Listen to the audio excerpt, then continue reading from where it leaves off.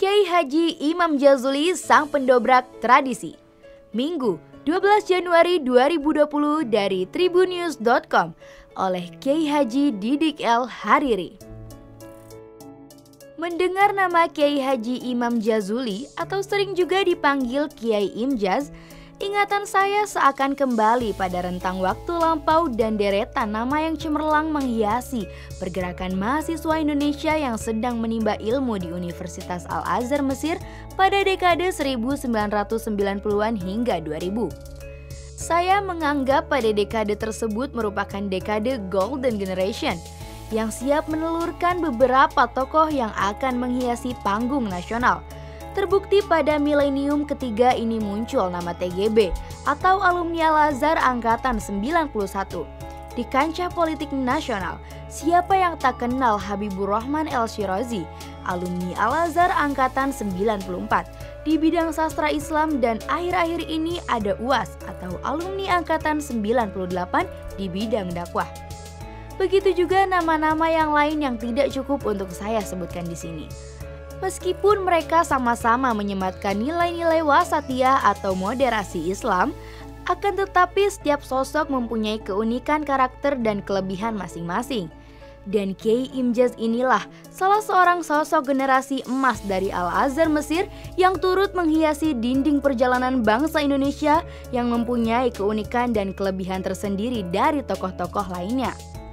Meskipun ladang pengabdiannya di dunia pesantren, namun perhatiannya terhadap berbagai permasalahan bangsa, baik permasalahan budaya, intelektualitas bangsa, hingga politik pertahanan NKRI tak luput dari perhatiannya. Dengan media pesantren yang dia dirikan, Kiai Imjaz tak henti-hentinya membuat gebrakan yang sementara dianggap orang sebagai gerakan di luar mainstream. Seperti revitalisasi pesantren sebagai tonggak peradaban, dia lakukan secara nyata dengan menganugerahkan gelar doktor kehormatan pada beberapa cendekiawan yang mempunyai kontribusi terhadap perbaikan bangsa. Kiai Imjaz pada suatu kesempatan juga pernah mewajibkan santrinya untuk menonton film ayat-ayat cinta agar bisa melek peradaban. Begitu pula gebrakan program advokasi para janda yang membutuhkan perlindungan sosial maupun ekonomi. Bahkan perhatian terhadap bangsa tersebut seakan tak lelahnya. Kiai Imjaz mengambil ruang-ruang publik untuk menitipkan aufklärung atau pencerahan terhadap bangsa sesuai kapasitas keilmuan maupun keulamaannya dengan kritik-kritik yang tajam lewat media digital, baik media sosial maupun media massa. Hal ini bisa kita searching namanya pada mesin data semisal Google.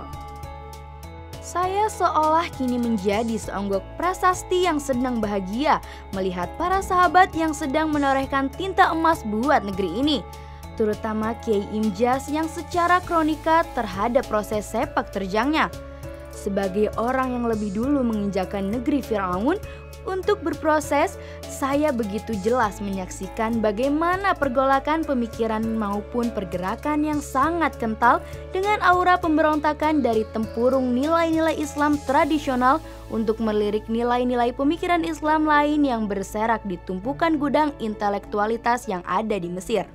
Maka saya tidak kaget ketika di pesantrennya beberapa waktu lalu, tepatnya menjelang pemilu serentak tahun 2019, ia membuat gebrakan dengan membentuk sekolah politik bekerja sama dengan SMRC buat para bakal calon legislatif bagi semua partai yang akan maju ke DPR pusat maupun daerah, juga DPD. Hal ini membuat saya kembali teringat di masa awal reformasi, dia memilih memberikan ruang politik praktis yang di luar dugaan bagi mahasiswa Indonesia yang mayoritas alumni pesantren dengan mengusung PDIP untuk cabang Mesir dan Timur Tengah.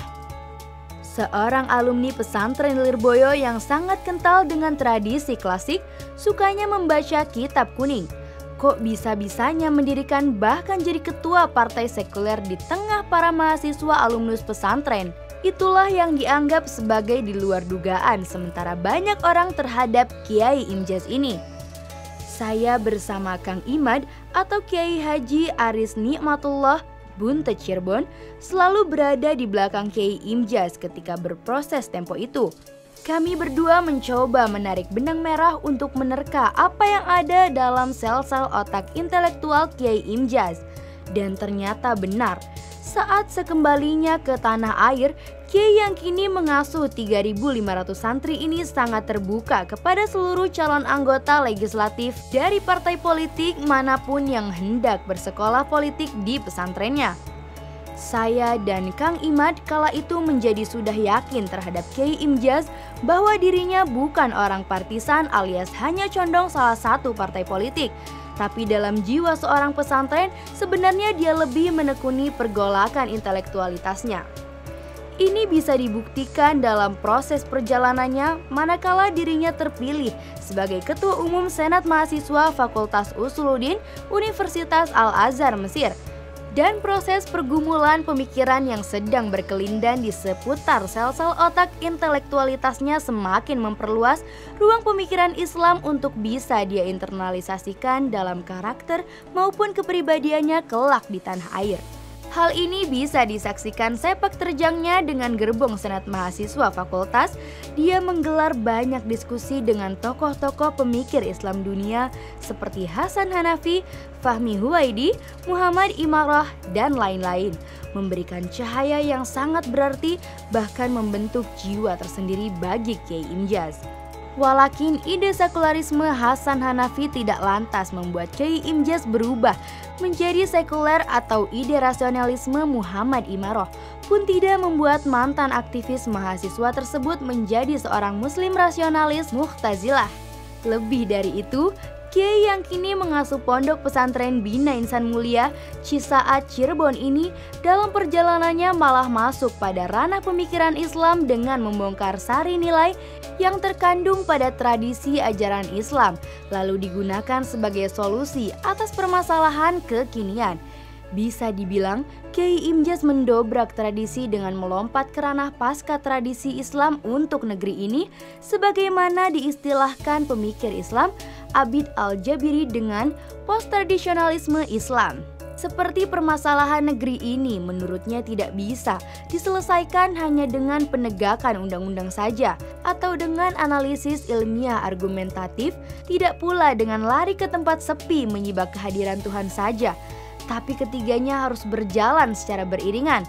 Hal ini terbukti pada kehidupan pesantren yang diasuhnya. Dia mendidik para santrinya untuk tetap mengikuti perkembangan zaman tanpa meninggalkan ruh pesantren yang syarat dengan adab dan spiritualnya.